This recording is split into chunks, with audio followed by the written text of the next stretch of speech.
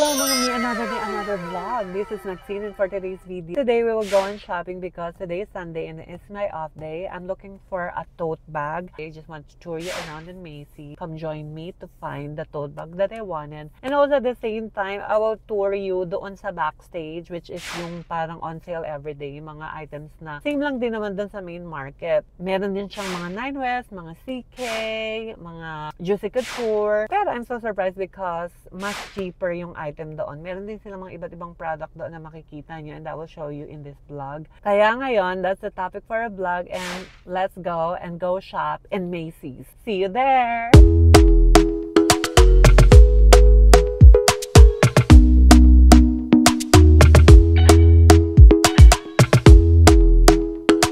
So, ayan, nandito na ako ngayon sa St. Louis Galleria, dito sa may Macy's. And of course, magwawaldas na naman po tayo ng mga salapi. And I will try to spend my $1 million for today's vlog. Let's go!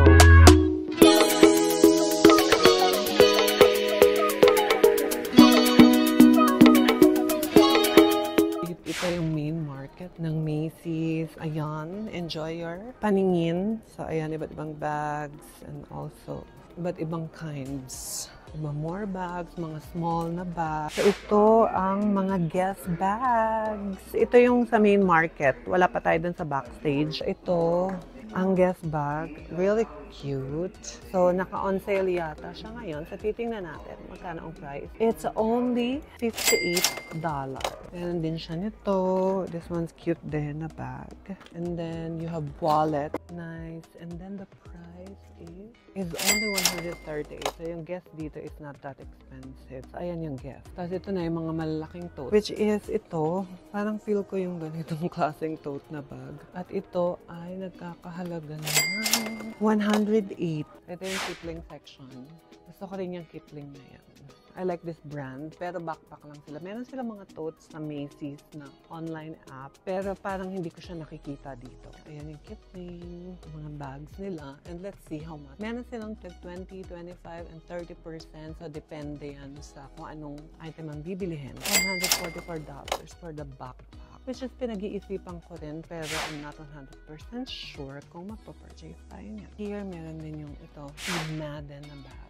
It's a crescent shape na bag. It's really good. Steve Madden, look at that. So pretty. Then you have also cutesy bag if you're going to night out. That's really cute too. And also meron pang small pa talaga. So Steve Madden, let's see kung magkano ang price niya. So, ang price niya is only $78. Not too bad. So ayan, dito naman tayo sa Michael Kors na shelf. So ayan, yung mga bags nila. Tingnan natin ang price. This hindi to on sale. So, originally, that is $228.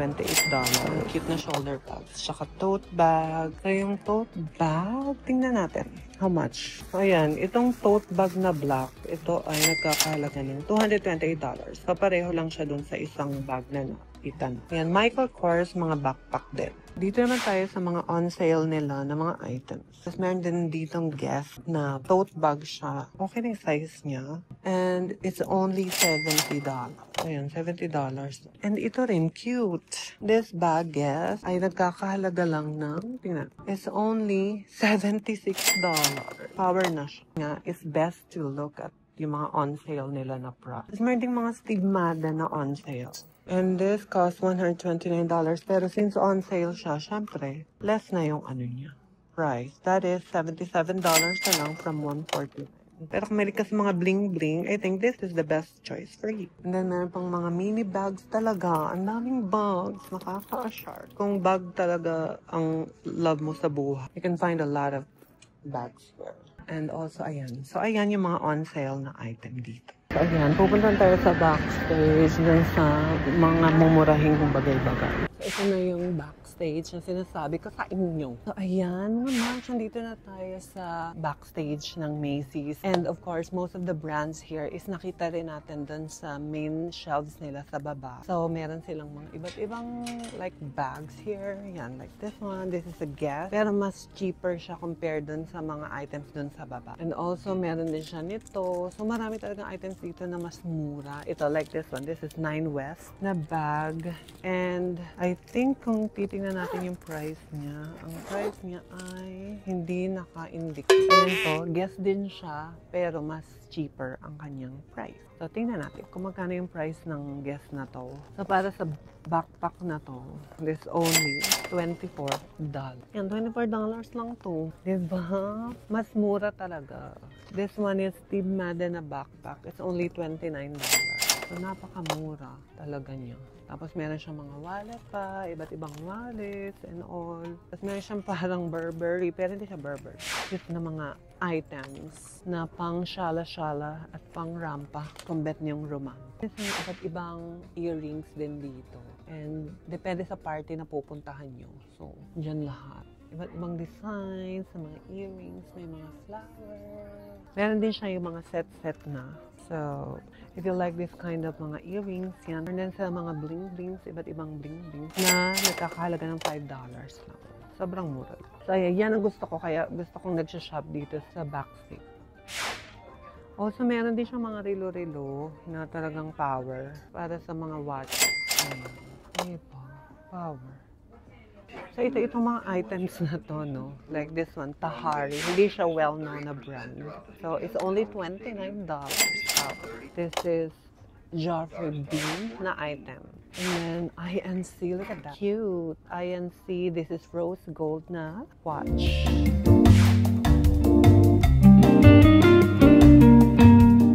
Kaya nandito naman tayo sa mga nightgowns and then yung mga dresses. So, meron din silang ganyan, mga underwears. And then, ayan.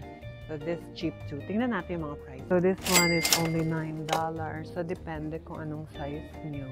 Ayan, lahat ng items. And then, mga underwears. Ang underwears natin ay is only $19.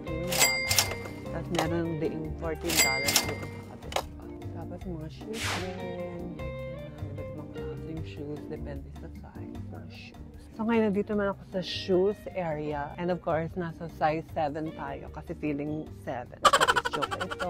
Then mga mura-mura din siya. Like this one. This is not Birkin. Hindi ko alam ang brand niya, pero it looks like Birkin. At ang price niya ay... ang price niya ay $24 na lang. Boho ng slippers yan. Ayan, cute na boho na slippers. If you want boho na slippers, cost, $29 lang siya. Pero hindi siya kasya sa akin. Pinapakita ko lang sa inyo. Kasi woman's yan, 7. Eh, yung paa natin is panghigan. So, hindi yan pa. More pa talaga siya. Ang dami-dami niya talagang mga mabibili dito. Mga iba't-ibang uri ng sapatos. Parang ako na yung nagtitinda dito, pero hindi. Ang dami. Pero hindi natin sila kailangan because ang bibilihin natin is yung mamahalin kasi ng $1 milyong ang ating gagastos sa today's video.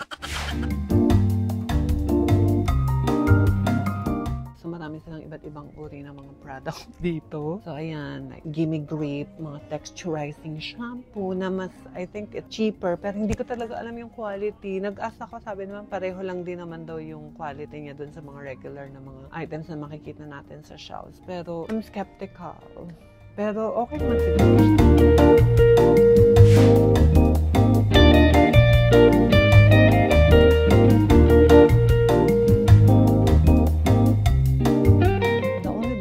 Hindi to thrift store. These are all brand new. Pero mas low yung price. Actually, parang nga siyang thrift store. Pero hindi talaga siya thrift store. Ano siya, lahat yan brand new.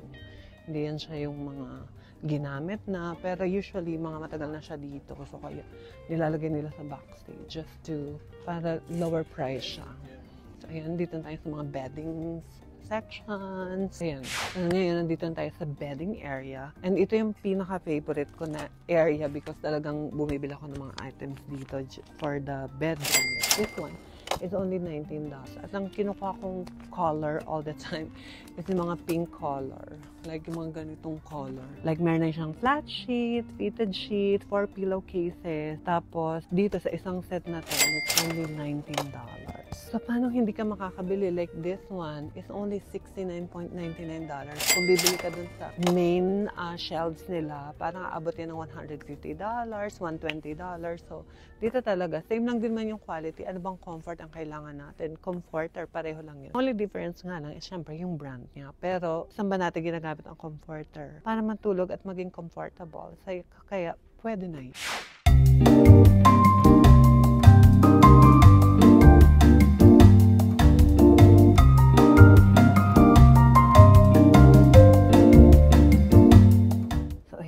Dito na tayo sa kitchenware. This is the area na favorite ko talaga because talagang makakuha ka ng items na pwede mong gamitin sa bahay.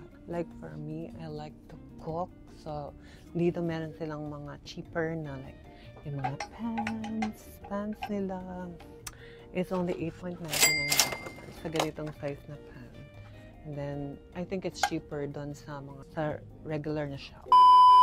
So, ayun na nga, naka 2 hours ako ng pag-walk-walk doon sa loob ng Macy's. And of course, I showed you everything. And of course, ito, unbox natin ang ating mga napamili for today's video. So, ang nabili ko lang is itong dalawang dry fit na damit for my pickleball. Kulay pink, my favorite. And of course, it's din kulay purple. Pang pickleball namin ni Bebe.